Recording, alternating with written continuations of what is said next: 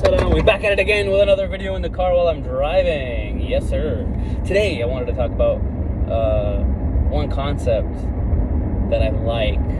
I just watched Game 6 of the NBA Finals, Boston Celtics at Golden State Warriors. The Warriors won the game pretty well. Even from the first quarter, even though the game was close, even though Boston, I think, had some leads in the game. I don't remember exactly what, because I was driving during half of it, to be honest. But from what I saw, even from the first quarter, Golden State came out the gate pretty hot, ready to win, playing good basketball. And I want to say my biggest thing is, I talk about it a lot, it's just the style of play. The reason I like the Warriors is because of the style of play that they have. My biggest issue is that they play very physical sometimes, to the point where it's, okay, that screen is illegal, but the ref's not going to call it 10 times out of 10. He's only going to call it 1 out of 10 times, or 2 out of 10 times, because if he calls it every 10 times, you're not stopping. You know what I'm saying? Usually, as a referee, I feel like, the times that I have refereed, I try to make a call as a referee to deter certain actions. Right? Is that 100% a foul 100% of the time? Probably not. Maybe 50% of the time. But I'm going to call it the first or second. If I see the second time I see you do it, I'm going to call it so that you know that, hey, don't do this again. But if you keep doing it and you're Steph Curry, you're Draymond Green, you're the most important players on the court, the fans aren't here to see me, they're here to see you, so I can't keep calling that call. Admittedly, this series, they haven't been too bad, in my opinion, too egregious with illegal screening. But back in the 2015s, 2016s, bro, Bogut, Draymond, bro, they set so many illegal screens that never got called. And I get it. In the NBA, you have to set illegal screens to be effective. NBA players are way too good, and it is very difficult. It is very difficult to set good screens legally. So I get why they do it, and it helps offenses so much. Anyway, Draymond Green said on his podcast, not his podcast, but JJ Redick's podcast, who I'm also a big fan of, about the Warriors offense. When Kerr became the coach, Draymond was saying, when asked, I believe, what makes you guys so good, what makes you guys play so well, he said, because everybody buys into the team's offense. Everybody buys into the system. Right? Curry, Thompson, myself, Draymond saying, we all buy in, and because we all buy in, everybody else has to buy in. And when Kerr first became coach, Draymond is saying, and you can find the video on YouTube, JJ Redick's podcast, it was a few episodes ago. He said, when Kerr became the coach, Kerr was like, swing it. The power of the swing pass. And I'm there, I'm telling him, why you got to swing it? That's the guy we want to shoot. Curry got the ball.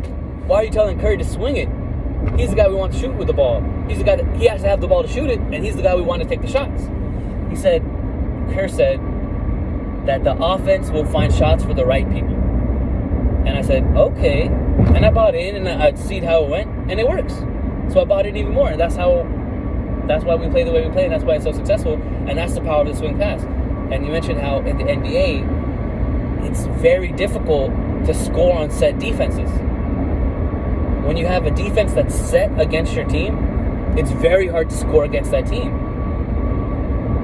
But the power of the swing pass is now when you switch sides, like they do in football, international football a lot, it creates a shift in the defense. And in that shift, you can score.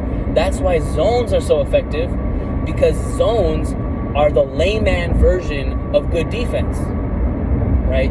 In real life, good defense has to be played man defense with zone principles. In 2K, zone defense with man principles is effective, because 2K is not real life. But in real life, man defense with zone principles is very effective. And zones teach, to be very frank, not great IQ players, low IQ players, it facilitates them to play good team defense. Whereas generally, people have very low IQ and do not play good team defense at all.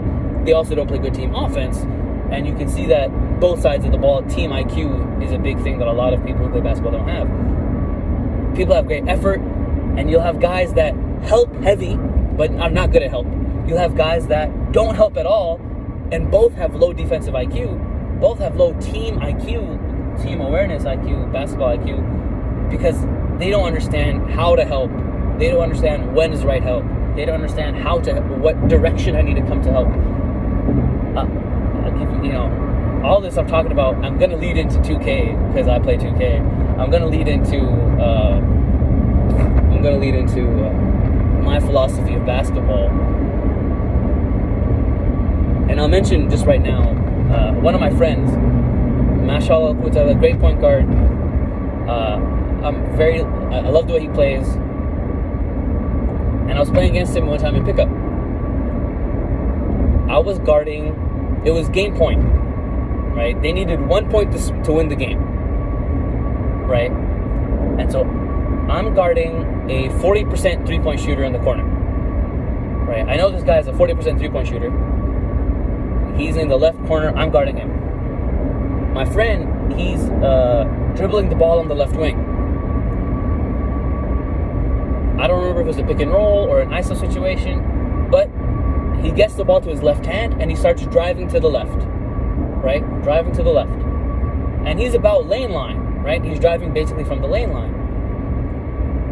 And so he knows my mind so well that he knows exactly what I'm thinking and what I'm going to do.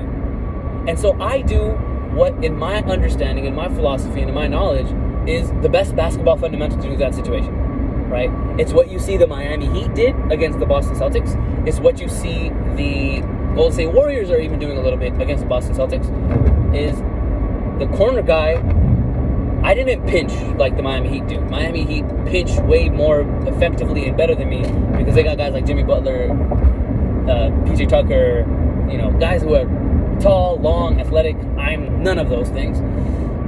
So I don't pinch, but I show and I go back, just like they were doing. And it was very effective against the Boston Celtics, and it even caused them to win a few games early on in the series against Boston. So that's what I do, right? In my mind, I turn towards the ball, I take a few steps, I put my hand out. I don't swipe at the ball, I just put my hand out and immediately start running right back to the corner, right? Because I know if I show, if he passes, that's a win. He passes, not a wide open three from a very good shooter, but it's a win. I got to give a late contest because I always committed to the shooter, I never committed to the ball. If he picks up his dribble, that's a win. It stops him from the layup. If he keeps going for the layup, I hope my teammate can guard him well enough and help comes from the appropriate side. Because I'm strong side corner. I am not supposed to help. In my knowledge of basketball, in my philosophy of basketball, I am not supposed to help. Right? And so this is where what I'm talking about, how people who have low team basketball IQ will make the mistake. Right? A guy who gives lots of effort might just run and double team the ball. Right? But that's the wrong play. A guy who does not give defensive effort will just stay guarding the corner shooter and not do anything, right? But that, in my opinion, is also the wrong play. I made what, in my opinion, was the best philosophical play to make from my ability, my standpoint, and even if I had Jimmy Butler, I would tell him to do something similar. Even if I had the best defenders in the world, I would tell them to do something similar in that situation, right? So that's what I did. And you know what my friend did with the ball? He drove left. As soon as I stepped, he picked up with one, keeping his dribble alive, keeping his feet alive, his steps alive, pass faked, second step, third final pivot step, layup, right? Gather step, 1-2, gather step, pass fake, 1-2 layup, right? 1-2 left hand layup. And he makes the layup.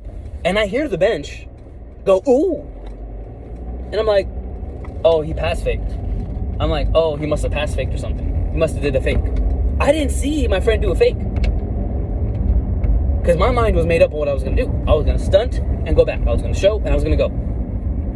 But my friend, mashallah, he knows my mind so well that right after the play, he's like, Shamrez, I knew you were going to do that the entire time.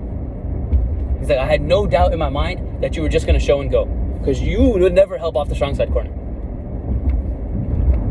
Especially because I was guarding a good shooter. And I was like, my friend, you know exactly what I was going to do. 100% right? Mashallah. Like, so he knows my mind completely. And so that's what I was talking about, how a guy can have great defensive effort, low defensive effort, but still have bad team basketball IQ. And you see that on both sides of the ball. Anyway, honestly, I lost track. I love that story so much, I lost track of what I was talking about.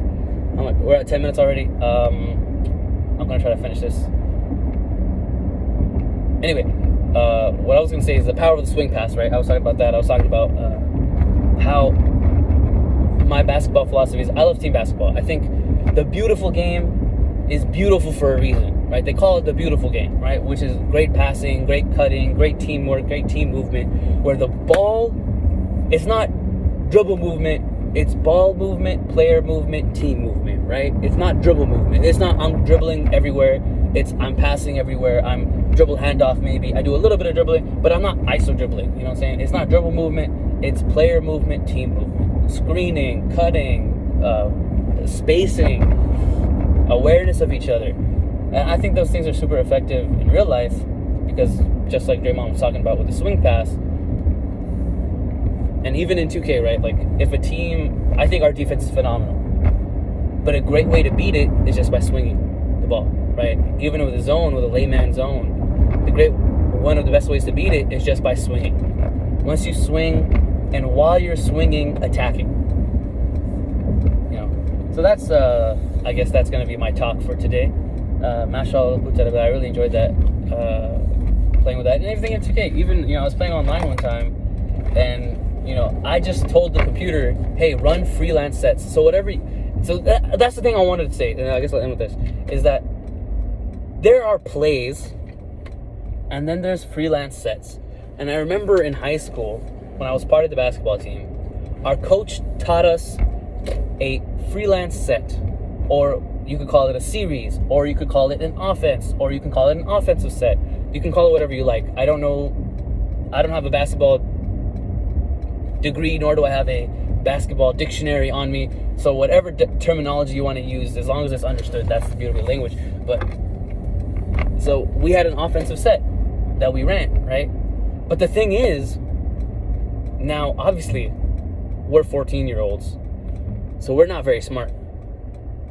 We did not understand it to be an offensive series, an offensive set. We understood it to be a play.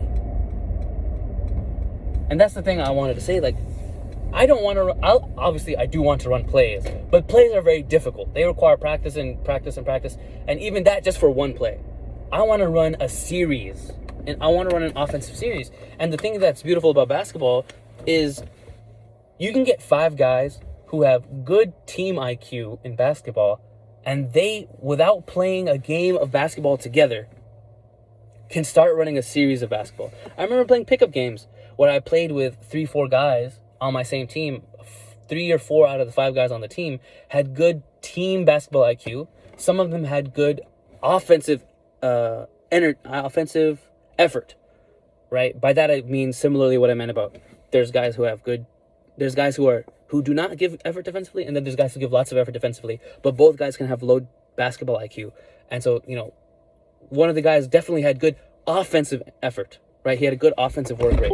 And because of that, he cut a lot, he moved a lot. But I'm not going to say I do think he has pretty good basketball IQ, but I'm not going to say he's like the highest team IQ. But he has a pretty good one, right? And so, even though we've never played a game together, we barely played pickup together, and that day we were all happened to be on the same team. Maybe we played against each other plenty of times. Maybe some of these guys played together semi-frequently. But we were all on the same team, and we were able to run series with each other. We were able to run an offensive series with each other, an offensive set, even though we had never practiced one, just because we played off each other, right? We'd pass the ball, guy would hold it, let him cut, let him screen. Okay, come off the screen. Okay, now pass to this guy. Oh, now pass to this guy. Swing, So we did a lot of that, and I enjoy that. That's, to me, what I find fun at basketball. Jazakallah khair for watching. If anybody spent the time to listen to this, and assalamu alaikum wa rahmatullahi wa barakatuh.